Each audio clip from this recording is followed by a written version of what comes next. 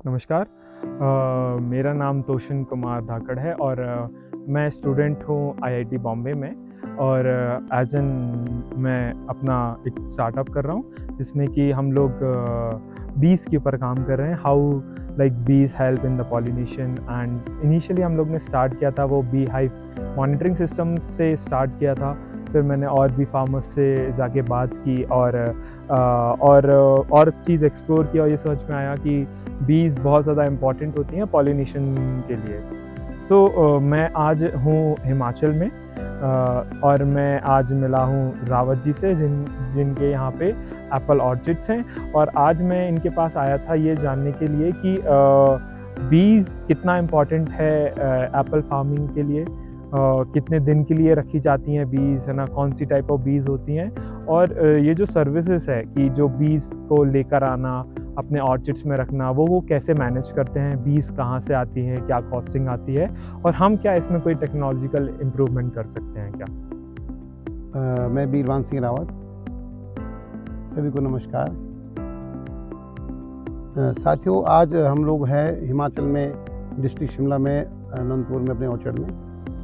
हमारे साथ में मिस्टर तोशन जी आए हैं आईआईटी बॉम्बे से।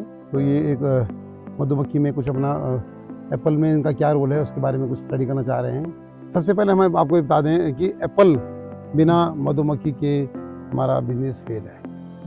अगर हमारे बगीचे में मधुमक्खियाँ नहीं होगी तो हमारा पॉलिनेशन नहीं होगा। पॉलिनेशन नहीं होगा तो बिना पॉलिनेशन के एप्पल का को लगना पॉसिबल नहीं है।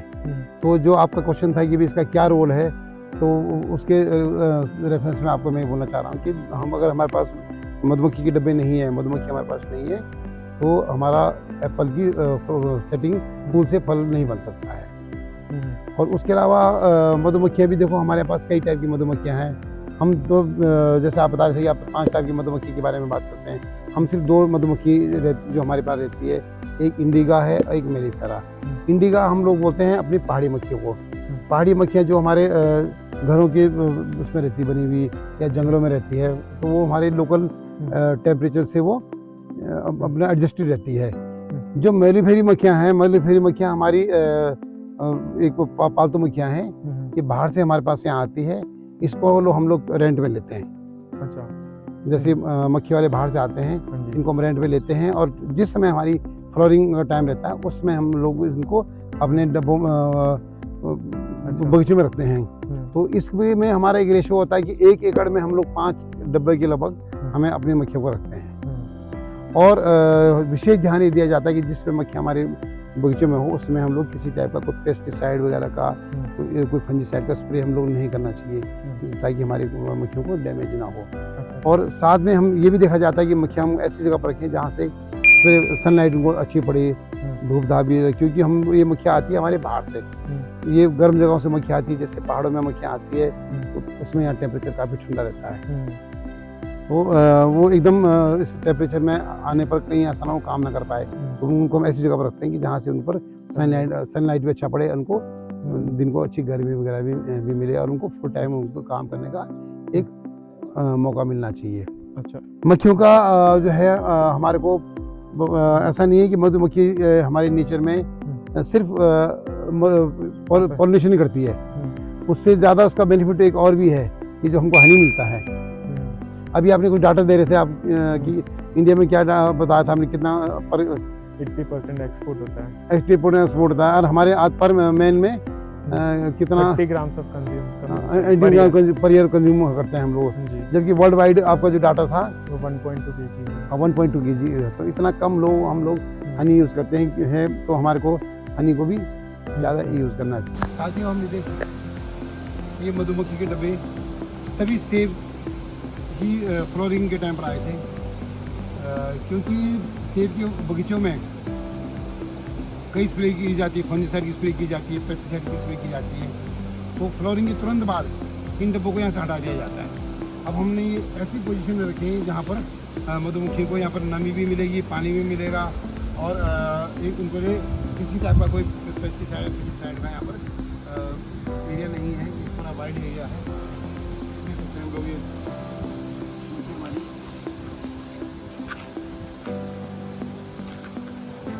ये कुछ दिनों बाद हम लोग इसको जहाँ से ये मक्खियाँ आई थी, पंजाब, हरियाणा, हिमाचल से, इनको वहीं पर हम लोग वापस ले जाएंगे।